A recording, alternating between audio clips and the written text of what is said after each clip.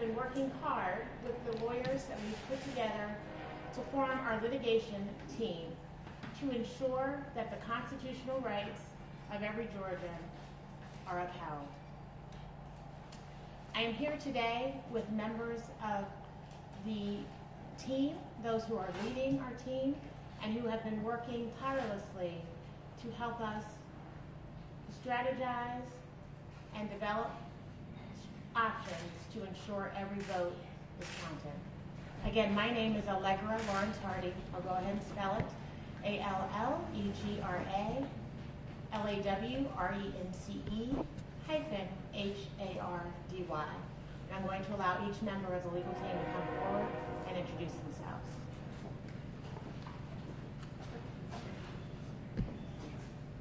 I'm Kurt Kastorf. It's KURTKASTORF. I'm an appellate and trial attorney with the Somerville firm in Atlanta. My name is Maya Kogan, MAIACOGEN. I am an attorney with Lawrence & Bundy, LLC. Good afternoon. My name is Beth, B-E-T-H, Tanis, T-A-N-I-S, and I am a trial lawyer. I'm John Chandler, JOHNCHANDLER, and I'm part of the litigation team for this campaign. And of course, you all know Lauren Grow-Wargo, and I know that you're eager to have an update on the numbers, and so I'm going to, before we get into some of the litigation issues and options we'll be pursuing, I'd like to turn the microphones over to Lauren, our campaign manager, so that she can tell you where we are on the numbers and why we are so concerned and why we are still in this fight. Thanks, Allegra. Thank you, everybody, this afternoon. All of the votes in this race have not been counted. For example, this morning at 8:10 a.m., Cobb County reported additional early advance votes. In fact, they reported 236 votes for Abrams, 65 for Kemp, and 2 for Metz. We had all been under the impression that all the early votes were in Cobb County, and I believe they were listed at 100% reporting. Votes are still being counted, ladies and gentlemen, and the votes of all the voters of Georgia deserve to be counted before the now former Secretary of State announces his victory.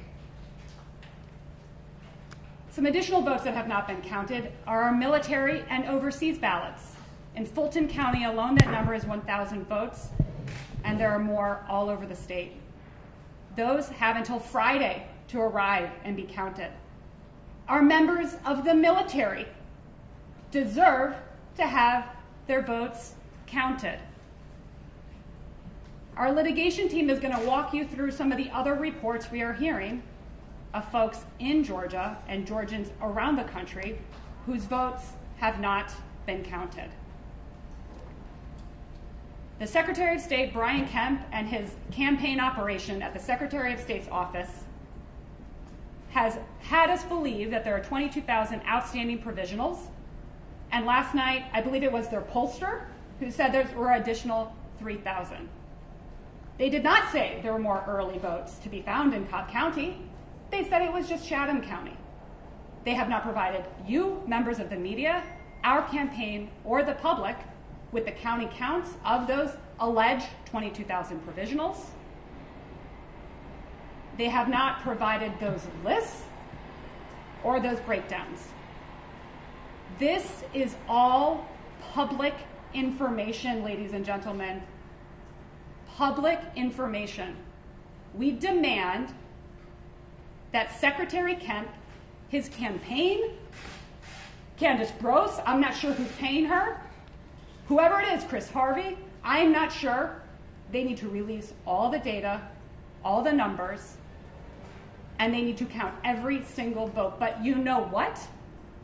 They probably can't, because I don't know that they know where all those votes are. The final thing I will say is that overall, Brian Kemp is 25,622 votes above the threshold for a runoff election. 25,000 votes of nearly 4 million cast are at issue in this race. By his own admission, there are at least 25,000 outstanding votes and hundreds, if not thousands, of more that we are learning about and discovering every day. Georgians deserve to have their votes counted. The other number is 23,372. That is the number that would move this contest into a recount. It would put it under the 1% threshold. And if we found 23,372 additional votes for Stacey Abrams, we would be in that 1% threshold, permitted to not only request a recount, but it would have to be granted by the Secretary of State.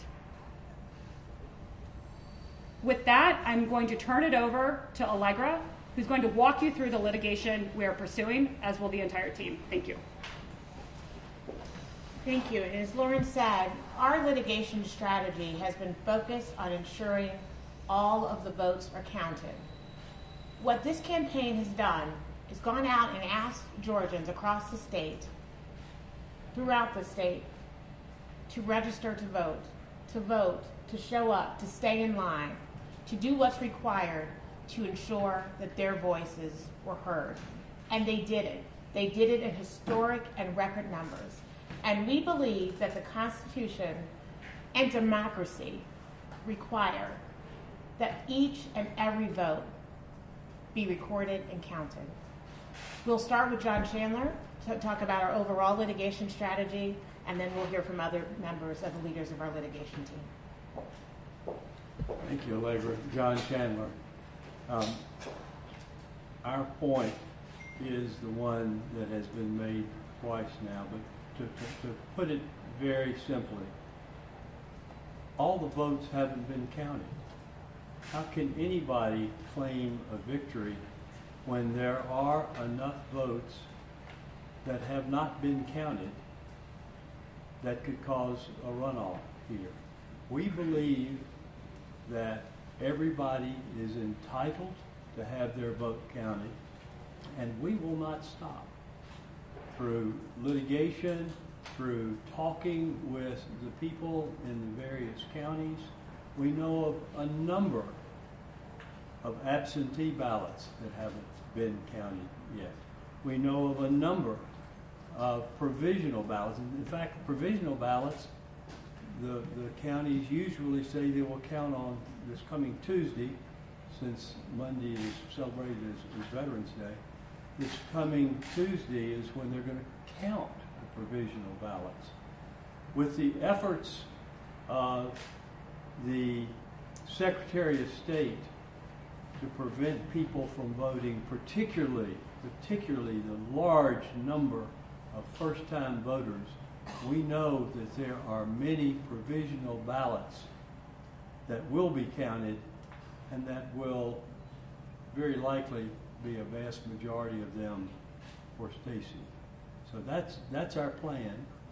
We will litigate until we have determined that every person's vote has been counted. Allegra?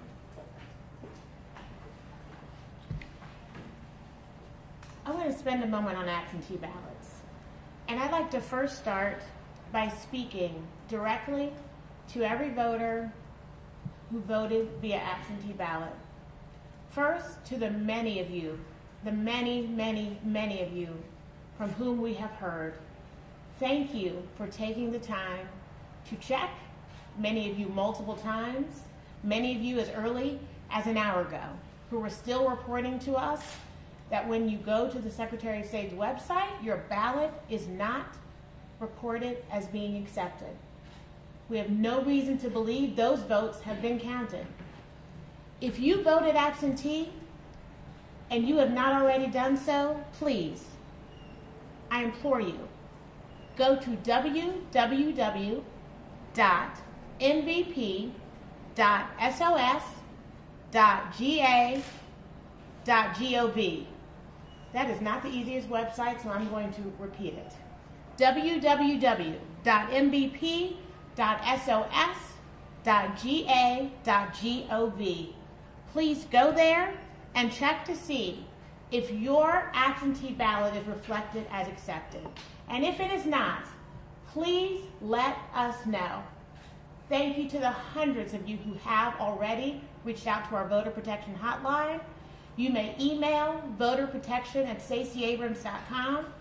Stacey Abrams has been fighting for people her whole life, and we are going to keep fighting for every voter. If you properly submitted your absentee ballot in a timely manner, we are going to keep pushing to get your vote counted.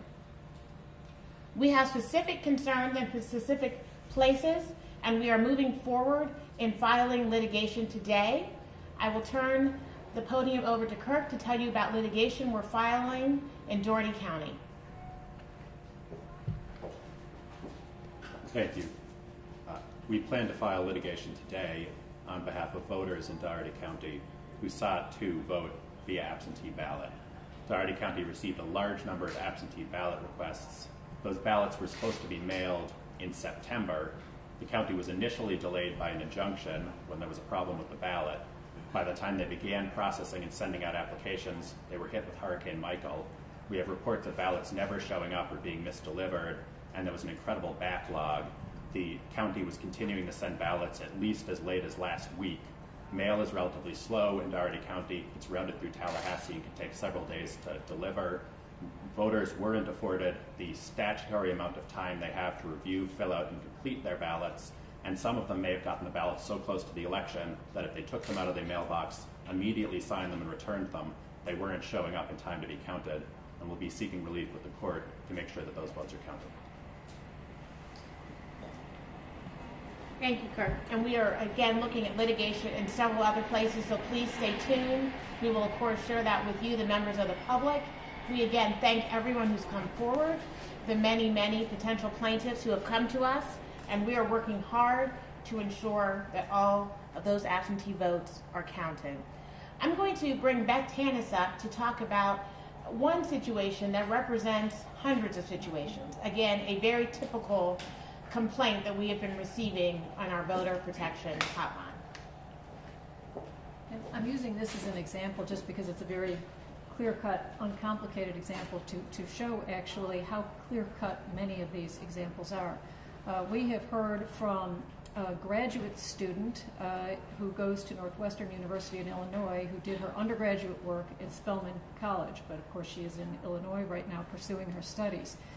She mailed in her absentee ballot in plenty of time for it to be received and accepted, and yet when she goes to that website that Allegra just told you about, her ballot is not being shown as accepted.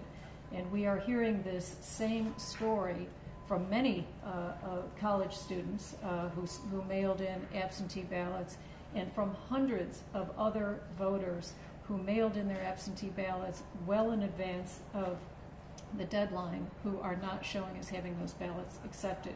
And it's those situations that we need to hear about, but that we are also tracking down and talking to people about in order to make sure that what we are doing from the litigation standpoint is fact-based and that we are litigating on the basis of solid information that we have. Thank you.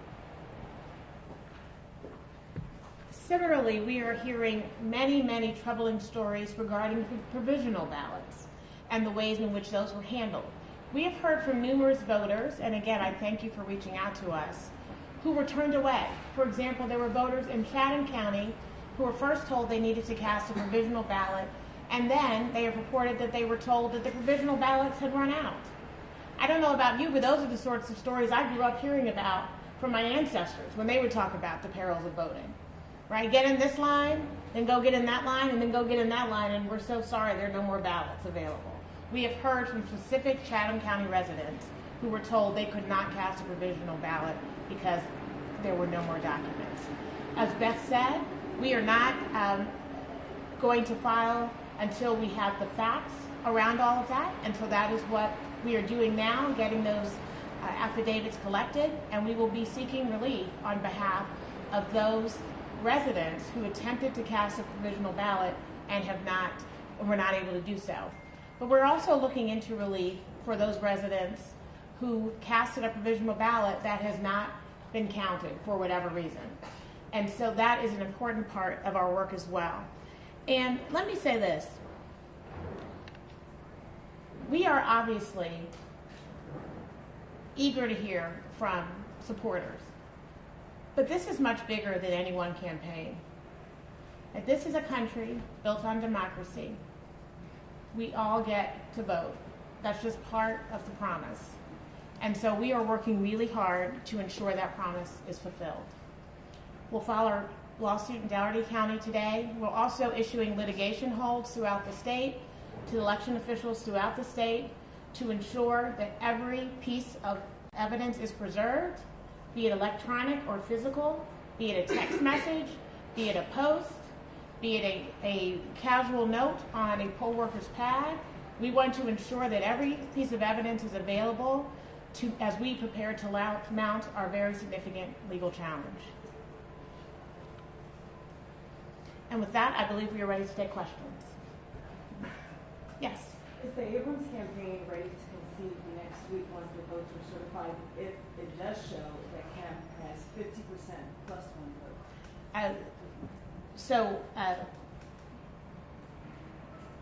Does your question presume that the votes have actually been counted by then? It does show. If what shows? If the certified votes next week. So let me say this. What we believe, so as Lauren said yesterday you could look on the website and it would say 100% reporting, and then we see new numbers today. So we are in this race until we are convinced that every vote is counted. That is my answer. So we're prepared for this fight until every vote is counted. Mr. Kemp today held a news conference with the governor and announced that he was resigning at high noon from his post as Secretary of State. He made a statement that there were roughly 20-some-odd thousand votes left to count, that even if this campaign were to receive 100% of them, it would not be enough to send this to a runoff. So what do you say to that? Are you saying that the information that they have is incorrect? Will you challenge it? We have seen no list of provisional ballots. We have been told there was no early vote left, yet Cobb County reported as they were moving through to this press conference that there were additional votes. I neglected to mention another problematic piece of data. There are 4 counties, Bibb, Taliaferro, Floyd, and Coffee, who reported more advance early vote numbers going into Election Day than ended up being reported in the returns. We all know there is undervoting. I do not believe, until we have evidence, that 2,200 voters in those 4 counties were undervotes. That is, that those folks went in, voted early in person, and then skipped the governor's race. But that's right now what the data shows. The Secretary of State, Brian Kemp, owes voters an explanation, not just words or a press conference or a paper release from his campaign. We need to see lists, we need to see names, we need to see counts of every single vote. We need to see all the military provisional numbers, all of them. They all need to be counted. We do not believe any of these numbers are credible. They have been asked to provide the breakdown on those provisionals. Here's another question. Some counties, due to machine breakdowns because of dereliction of duty of the Secretary of State's office, when people were queuing up for 4 hours in the rain across the state on Tuesday, were given, quote unquote, emergency paper ballots. So when our lawyers and our team is talking to folks at the counties, we don't even know what the nomenclature is. Is that a provisional? Is that an emergency? Did the provisional emergency ballot version get counted in the absentee room on election day? Or is that part of the 22,000?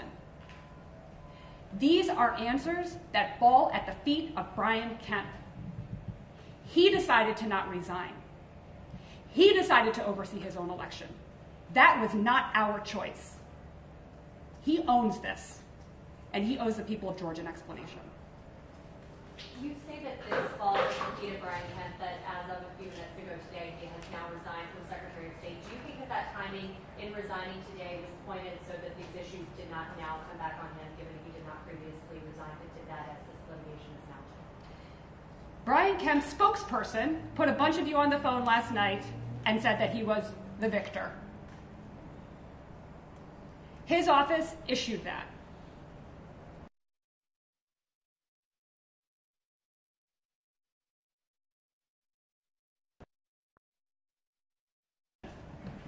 Brian Kemp owns this. I have not heard. Is his staff changing over? Where is that data going? Is Candace Brose now going to the campaign? Is Republican Governors Association running the Secretary of State's office? Is he returning his $129,000 annual taxpayer-funded salary while he's been driving around the state on his bus tour? I have lots of questions, and none of them have been answered. Brian Kemp and his campaign decided last night that they had the evidence to declare themselves victorious. I challenge Brian Kemp and his campaign and his staff to go find the voters who waited in four-hour lines in the rain with their children and explain to them why this is credible. Have him go around and do his bus tour on taxpayer dollars again and explain to voters why he is victorious. Go to those 236 Abrams voters in Cobb County who just this morning had their votes counted. This is about the integrity of the elections in the state of Georgia. Brian Kemp just can't walk away from that. Our governor just can't walk away from that. This is so much more than about Stacey Abrams. This is about the hundreds of thousands and millions of voters who believed in our system and showed up to cast a ballot. And press releases do not declare victory. Stephen? On the Secretary of State's website, there are about 69,000 or so absentee voters who said they received a ballot but never returned them, in addition to 21,358 provisional ballots from across the counties, according to data. Are you saying that the 69,000 that received a ballot but never returned it, some of those may be erroneously not counted? Or are you saying that the provisional plus the military plus these early votes coming in alone are enough to send it to a runoff? So, two parts to that answer. One, we believe there are enough questions on outstanding absentee, military and overseas, provisional, and just overall returns, like the early votes that came in a few hours ago in Cobb, could absolutely be Abrams voters. As we have gone hour by hour, the numbers have gotten closer. So in total, we don't know. Maybe it's 25,000, maybe it's 50,000, maybe it's 60,000, maybe it's 100,000, maybe it's 5,000. We don't know. So that's part one. Part two, this absentee ballot litigation that we're looking into is about that exact issue. Stephen asked, if those folks are listed on MVP as having been mailed an absentee ballot, but it has not been returned or processed, what's that number? That's a great question for the Secretary of State. That's a great question for county elections officials who have been overwhelmed with absentee ballots and provisionals. We don't know how many are stacked up someplace. We don't know how many are at the post office. We don't know how many are sitting on somebody's dresser in their home. But I also want to be very clear, not only to voters, I want to be clear to the elections officials in these counties. We put this at the feet of Brian Kemp. This is on him. This is not to the hardworking men and women who have been there trying to process these absentee ballots in the counties. This is not on them. I want them to hear me clearly. The Stacey Abrams campaign puts us at the feet of the Secretary of State's office, who has not done its job to provide basic guidance. We all knew there was historic turnout and interest in this election, yet they did not call the big counties and say, do you have a plan to print additional paper? What's your plan? Here's a recommended number based on the total number of registered voters in your county. They did not tell counties what to do with the Veterans Day holiday and whether or not the expectation was they were to follow the Georgia Code and file their certifications by the end of the day Monday. He has fallen down on the job, and we put the blame on him. We are doing a litigation hold because we know there is such key evidence at the county level. Brian Kemp owns this. He has not issued the guidance that we would expect. In a regular race like this, our campaign would be in regular touch with the Secretary of State's office, and they would be providing information as they are tax-funded service to the state. They take an oath of office to do this work. The communication breakdown, the dereliction of duty, the abuse of power, and the outright corruption of this situation is catastrophic for the state and for the future of the state. And so I implore the members of the media to be asking these questions and getting this data. What I can tell you is we have people in every one of the counties. We build an unprecedented field operation.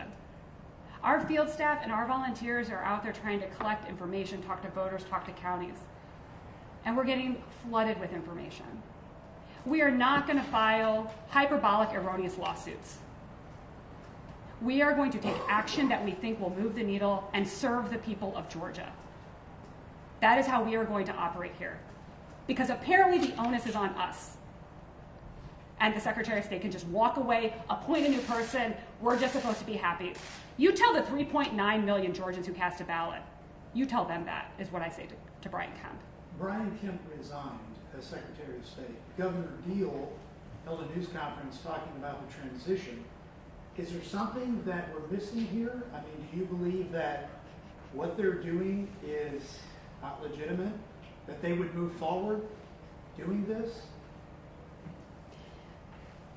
As in I a think, legitimate way, I'm asking. So, as it is very clear from our press conference, we are not stopping until we are confident that every vote has been counted. What the governor and the Secretary of State, the former Secretary of State, choose to do, we cannot control. We can't control that. What we can control is our actions. And we are going to fight, as Mr. Chandler said, until every vote is counted. That is our mission. That is what the Georgia voters are demanding, is a fair shake and a fair shot here. I don't want to tip your hand too much on other litigation, but what areas are you most focused on going forward when it comes to the legal part of this? Greg, I will tell you, we have been flooded with concerns, and so we are considering lots of different ones. Beth share with you information about one graduate student, a Spelman College graduate. We also heard recently from a group of Howard students who are from Atlanta. They're Howard University college students who are from Atlanta, and they all coordinated with each other to make sure they all had their stamps, etc. They wanted to sort of vote as a social activity. And we received a long list of names, all of whom are witnesses for each other that they properly filled out the form and submitted them. None of their votes are showing up as accepted. That concerns us greatly. That concerns us greatly. You know, we have spent so much time on this campaign talking to voters ages 18 to 25, voters ages 18 to 30, who have said, why vote? It doesn't matter. It doesn't matter. And we've said, of course it matters. It's the most important thing you can do as a citizen. We've told them time and time again. And so we feel incredibly strongly that when these voters reach out to us, that we, lawyers, as people who take an oath to defend the Constitution, have an obligation to respond. So that's one area that we are particularly concerned about. There are specific counties where the numbers just look irregular, and so we are probing into those to really, as the data continues to come in. And again, as Lauren says, we're not the best source of the data, right? But we do have hundreds of lawyers who are deployed around the state that have been trained in voter protection, who have been out there collecting data, bringing information, and they are starting to, as things naturally do, fall into some buckets. Dougherty County made itself clear very early on, but we expect there to be similar, very clear lawsuits. Again, our goal is to get the votes counted, so part of what we're doing is constantly checking. We don't have to worry about these extra Cobb voters anymore, right? Those are some that we can take off the list. But the list is very, very long of people who have called us to say, I, for whatever reason, am a disenfranchised voter. I'll take a question back. What's the total number of lawsuits y'all are looking at possibly filing? And what's your latest estimate on the number of absentee ballots that could be affected by the Dougherty County situation? So the total number is whatever it takes. I'm sorry, I'm like Kurt. As to Dougherty County, we're still receiving complaints and concerns from voters about what has happened to their absentee ballots. We know for sure that Dougherty County has received absentee ballots that were postmarked before the election. After polls closed, they have received at least some ballots in. We also know that the backlog when Hurricane Michael hit on ballots was over 1,000 ballots. And so there might be some that have been received in, others that were lost in the mail. We're still assessing the total impact, but we know for sure that at least some voters of the county were affected. Now, a lot of this would seem to be based on pretty much black letter election law. Are you just saying, is there any kind of time constraints, regardless of how many press conferences Mr. President holds, aren't you able to simply demand this? Is the law on your side? Yes, we can demand it. Doesn't mean we can get it. And in answer to your question earlier, the former Secretary of State owns these problems. We have great hope that the woman who has been named to succeed him as of noon today will start putting out the information. It's certainly in her interest to do so. We all know it's gonna come out. It's gonna come out. It shouldn't be part of a book in January or February. It ought to be information that we can demand right now and get right now, and we will do what's necessary, perhaps to have a court order that it be released. But we're willing to give her the benefit of the doubt that she's going to try to clean up the mess that she was left with. Are you under any particular time? Well, the certification next Monday is the official date. Most of the counties are closed on Monday for celebrating Veterans Day, so it's going to be Tuesday. And we're going to see what the certifications show on Tuesday, but it's Tuesday night that we will be trying to figure out what's there, what's been counted, what's been omitted, and when to start the campaign for the runoff, or continue. And I'll just add, a number of us on our team worked on Bush v. Gore, and so, the nature of these things, we remember then that we were, you're just up all night, that's how it works. There's a lot to be done very quickly, and that's why we're working so hard and so fast, and that's all we want to really urge voters. Don't wait till next week to call us, right? We may not be able, to your point, there may be a time when we can't do anything for them. So we need to hear from any voters who believe that their vote has not been counted immediately. VoterProtection@StaceyAbrams.com. The specific litigation in Albany, what relief are you specifically like to see? The relief that we'll be requesting today is to have ballots that were cast as no-excuse absentee ballots treated under the same provisions that govern overseas military ballots. We think that relief is clearly warranted given the fact that voters should have received their ballots 45 days in advance, and some of them were receiving them only a few days in advance. The relevant question in determining whether you get relief from a state law under the federal Constitution is the burden that it would place on the state. And here the state clearly has processes in place to process absentee ballots from overseas voters and military voters. Those don't need to be in until Friday, and voters who voted in Albany should receive the same relief.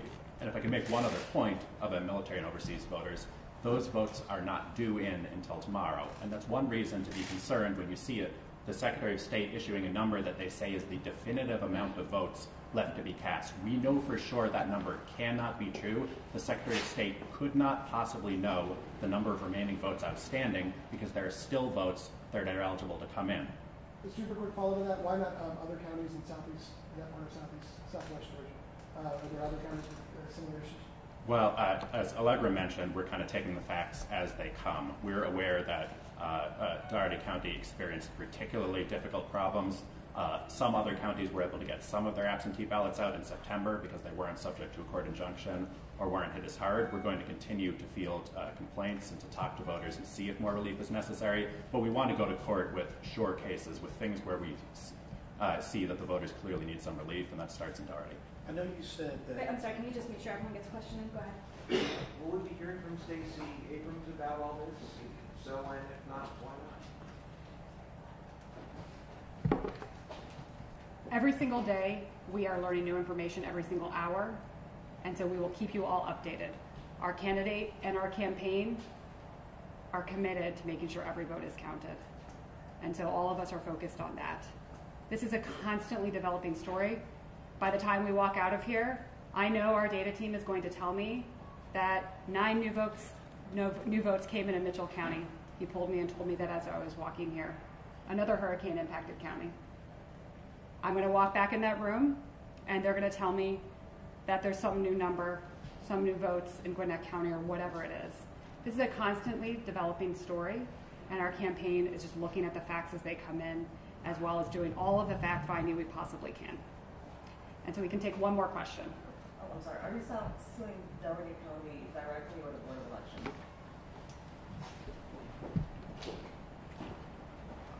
To obtain relief, we'd sue the superintendent of elections, which in the case of Dougherty County is all of the members of the Board of Elections in their official capacity.